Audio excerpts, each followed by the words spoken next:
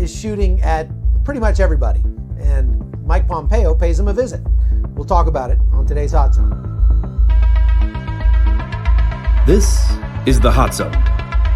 Engaging with the news in a whole new way, international war correspondent Chuck Holton brings insight into areas of crisis and lets you help those affected. Hi folks, Chuck Holton here. Thanks for watching Hot Zone. I'm still growing this beard. It's starting to fill in a little bit. Let's talk about Israel today. Israel on Wednesday actually hit targets inside Syria that they say belonged to the Iranian Quds Force. And that's actually pretty plausible because it's happened before. It happens all the time. Iran has been steadily trying to build a presence in Syria to try to gain a foothold. What they'd like to do is get a corridor from Tehran all the way to Lebanon. They call the Iranian Crescent right through Syria. And so they're pushing hard to gain more influence there and to support Hezbollah in Syria and in Lebanon, to support terrorism into Israel, obviously sworn mortal enemies of Israel. And Israel just has made it very clear, we will not let you gain a foothold in Syria. If they detect that the Iranians are building up a base or bringing in people or materiel or anything into Syria to give to Hezbollah or whatever, they just bomb it. And that's what they did on Wednesday. There have also been quite a few infiltration attempts of terrorists trying to get into Israel from Lebanon. Now, I've been on that border. Let me tell you something. If we wanted to close our southern border, all we would need to do would be to ask the Israelis to come help, because the Israelis know how to close a border. And they did it. And their border is highly secure, highly monitored, and people still try to get across. They have, all the time, there are terrorists trying to get across there.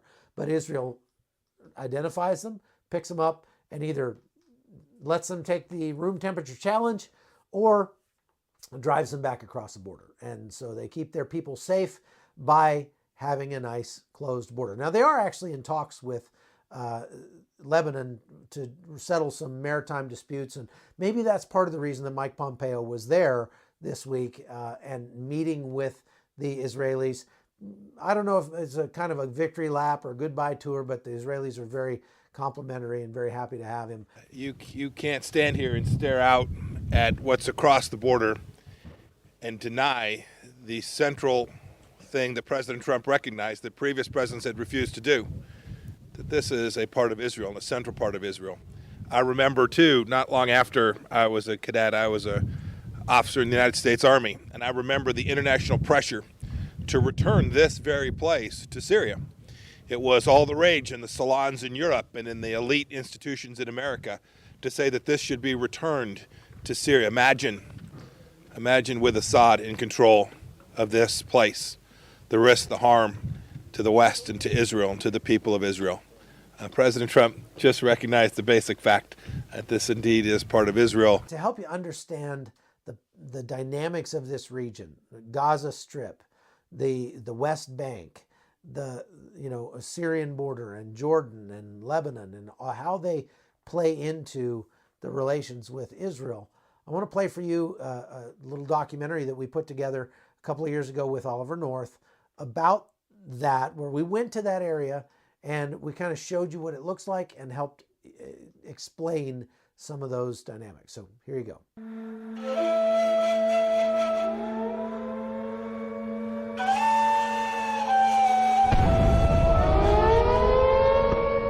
In the past 24 hours, over 75 rockets were launched from Gaza into Israel.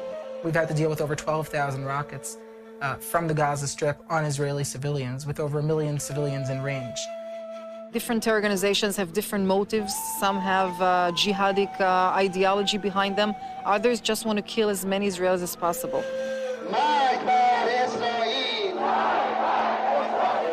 People are scared. You're talking about half of Israel almost under terrorist threat. It's one of the most heavily contested pieces of ground on the planet, and always has been. But tensions are especially high right now with the events going on with the Syrian civil war. Our Life of Duty team has come here to meet with Lieutenant Colonel Oliver North and talk about what the future holds for this part of the world.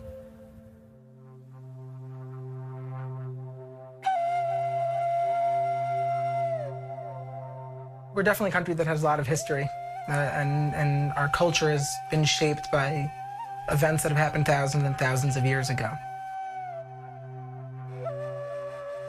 So we're here at Masada in southern Israel, the site of one of the worst tragedies that shaped the national history of this country.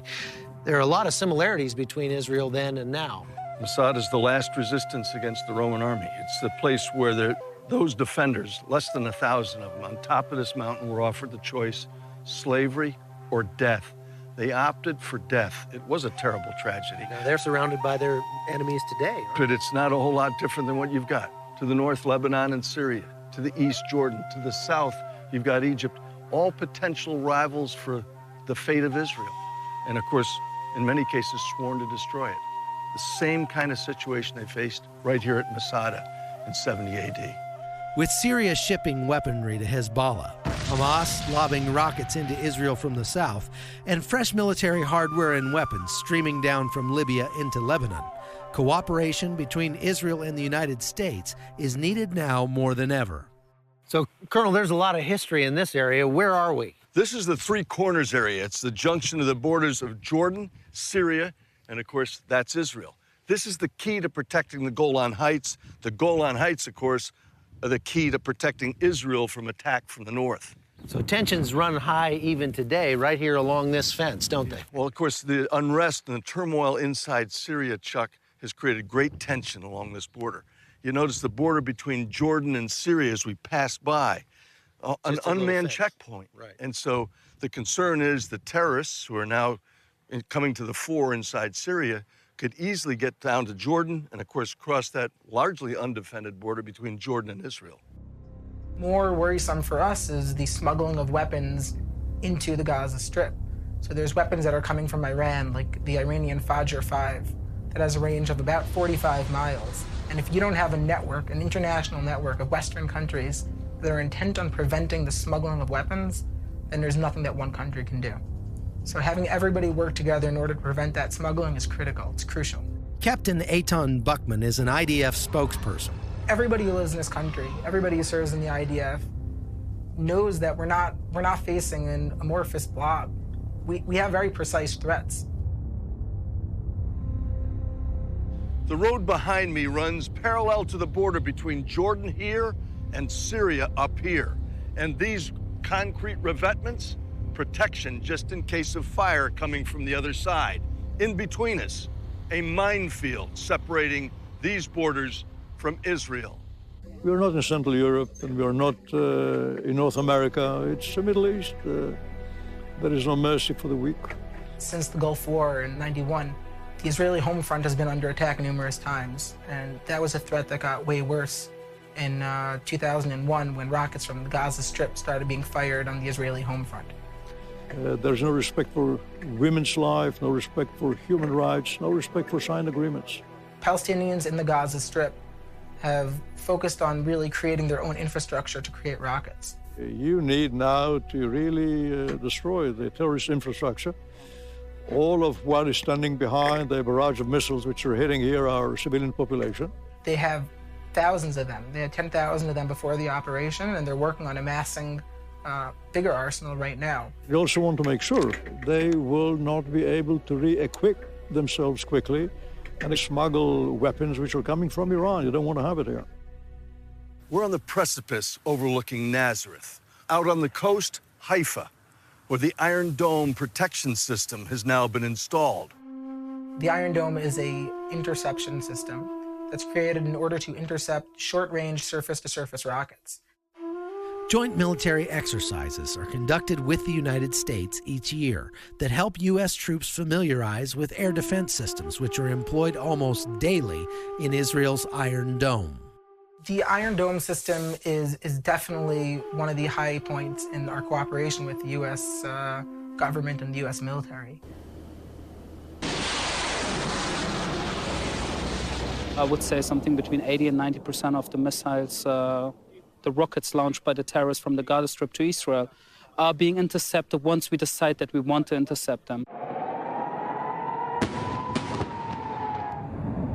The Iron Dome systems, from initial check, has intercepted 7 rockets already today, only today. And this is something we'll continue to do in order to protect our civilians. And that's where the cooperation really shines. We protected civilians. We saved civilian lives because of this revolutionary system. And it's a system that could save lives in other countries as well. Israel is a partner of the United States, and we have to come together from time to time to drill our militaries, and this is one of the reasons for it. I think we get much better in doing this, and we improve ourselves and them in working together. That's sharing trends and sharing our issues as commanders is always a good thing, and that's what we learn as this cooperating environment. 1, 2, 3. Well, anytime we get a chance to practice our skills and practice our craft, it's a good time. Especially we can do it with another country and with all branches of the services together. It's just a great opportunity. It's beyond compare. They are willing to partner. They're willing to help resource us, and we have a common bond as far as wanting to take care of our soldiers and make sure they're ready, and make sure that we all can execute our mission. We have experience, the U.S. has experience, and when you put that together, the sum is definitely better than our individuals. Captain, that's a U.S. aircraft. It was built in America. You guys are flying them. What's the relationship like between Israel and the United States? Well, the relationship between Israel and the U.S. goes a long way. We share common values, and we're on the same route together. The U.S. and Israel share more than military technology and intelligence. This country is also the only democracy in the Middle East. This building up ahead is the Israeli Knesset, their parliament. It has got 120 members and, of course, represents over 30 political parties. And today, they're in the midst of putting together a new government. They just held elections. Bibi Netanyahu has been asked to put together a new coalition government, and that's the work that's taking place right now, even as Israeli warplanes are attacking sites in Syria. So the government continues to form, and the Israeli military continues to protect the country.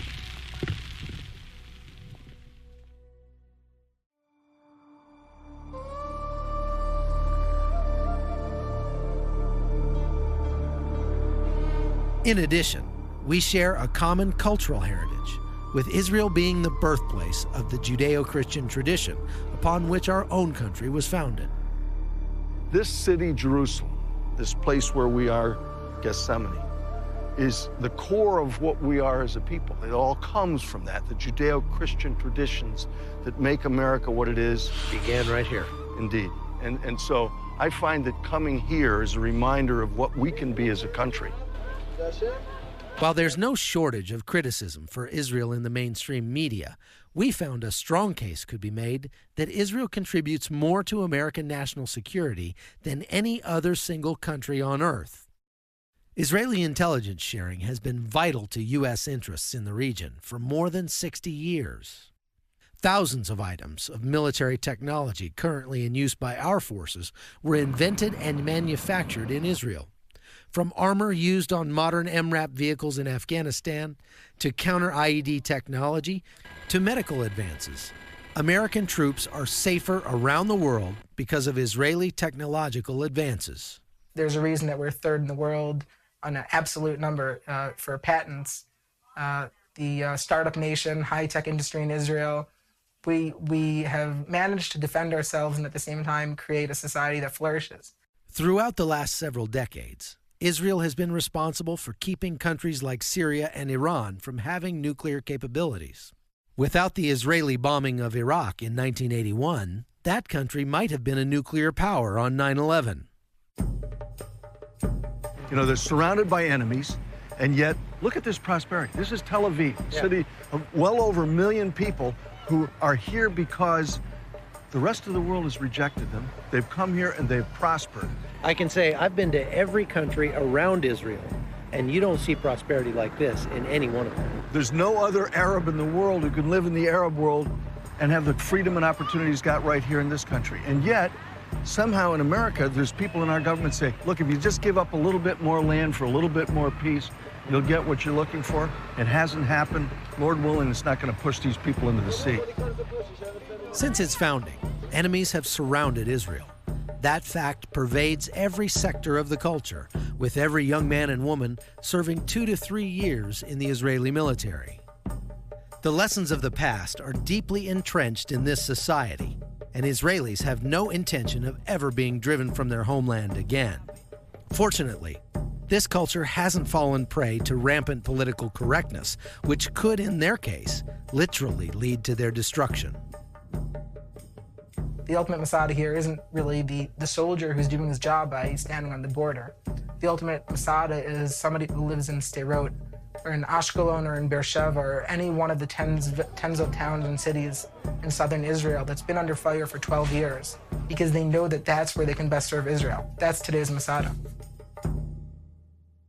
It's been said that strong fences make good neighbors, but right here along the northern border of Israel and Lebanon, that hasn't always been the case. For that reason, the Israelis plan to stay vigilant in the face of increasing tensions here in the Middle East, and they hope that America will have their back. All right, folks, that's all we've got for today. Thanks for watching The Hot Zone. We'll see you again next week. The Hot Zone is produced by Amy Holton and Livefire Media. Copyright 2019.